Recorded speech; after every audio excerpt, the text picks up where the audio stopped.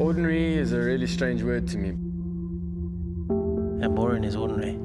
Ordinary is boring. If you just want to be ordinary and have a safe life, you just make sure you stick on the dotted line. When you actually want to push the limits and see what will happen.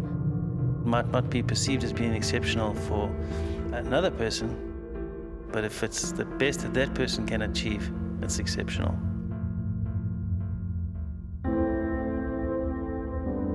It really is a three-dimensional freedom.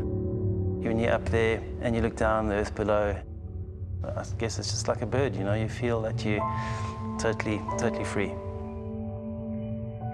I've learned to fly when I was at school on a little Cessna 150 down in the Eastern Cape. I used to ride my bicycle to the airport and get into the aeroplane and go and fly. Commercial flying is I would say, my job. Fortunately, it's a fantastic thing to do because I've got a real passion to do my job, and it's good to wake up to go to work. Stunt flying is just an extension of that airline flying. I guess aerobatic flying is the pinnacle of that three-dimensional freedom. You gotta love what you do, and what drives you to do it is the feeling you get out of what you're doing. I think Nick, the way he comes across, he's absolutely straight down the line. He goes around as if he's just another guy, but he's not. He's got this very, very special talent.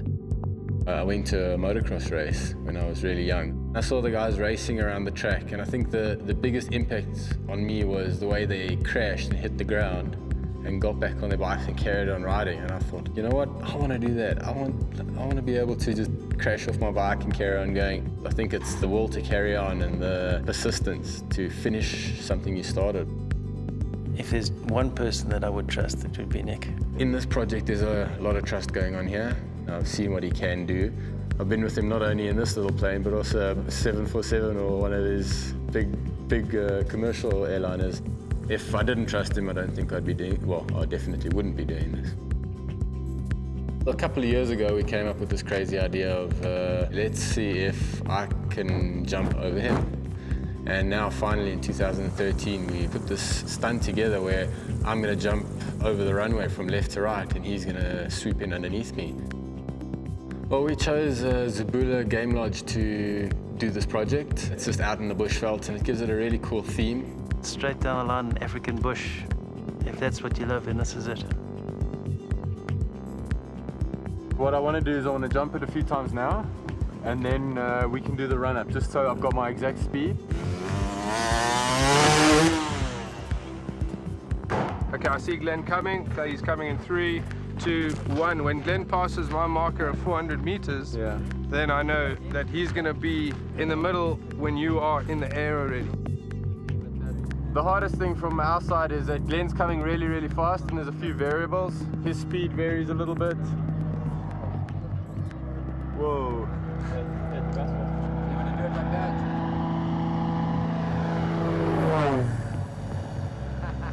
Show off! Yes.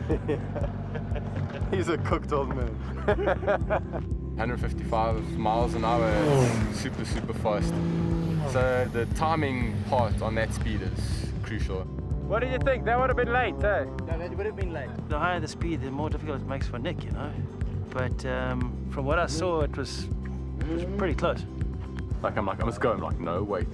Go. No, wait, go. No. Okay. And I'll stall earlier. So you must just get airborne and then stay there, and then I'll go underneath. But also, just to be a successful thing, if Glen's a little bit too high, he could hit me in the air. If Glen's a little bit too low, he's going to hit the ground.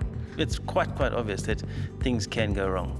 Nick's safety concerns me because I just think he's crazy. For me, the only real fear is the fear of making a mistake that affects Nick. With experience, like for instance pilots, you can have the ability to fly a plane, but if you don't have the experience to deal with something that's going wrong, you're screwed. 90% of all pilots, when something goes wrong and they're near the ground, will pull back on a stick to get away from the ground. No matter what happens, that's the last thing I can do. No pulling back on the stick, which I guess that maybe an inexperienced guy might say, whoops, and that'll be stunt over. The most difficult thing is not to have any reaction whatsoever when Nick blows over the top of me, like 5 foot above me, 10 foot above me. You're gonna be eye to eye, buddy. Can you look up, or you have to focus on your Good man, good man. My deal is that Nick knows that that's what he's expecting Glen to do, and Glen cannot do anything different.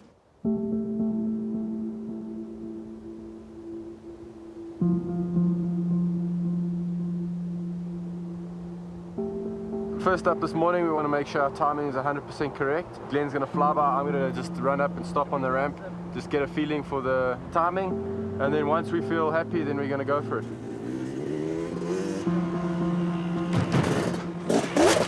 Being out in the bushveld here, we've got a bit of dew on the mesh. When it's dry, it's really, really grippy. So it's really slippery on the bottom this side. Unfortunately, we've got to just dry up all the dew and yeah, just make sure everything's 100% safe. Still busy.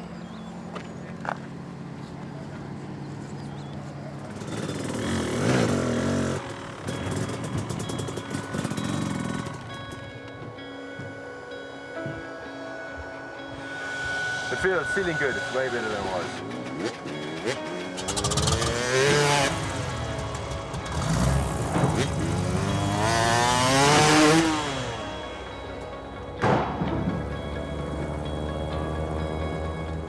Finally gonna tick this box. Finally! 2 years in the making.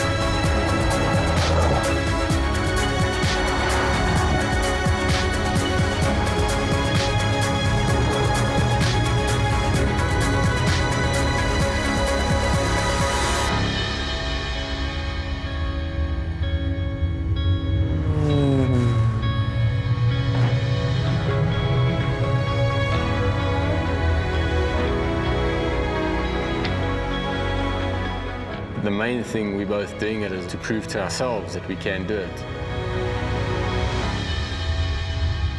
Nothing's worthwhile if there aren't challenges.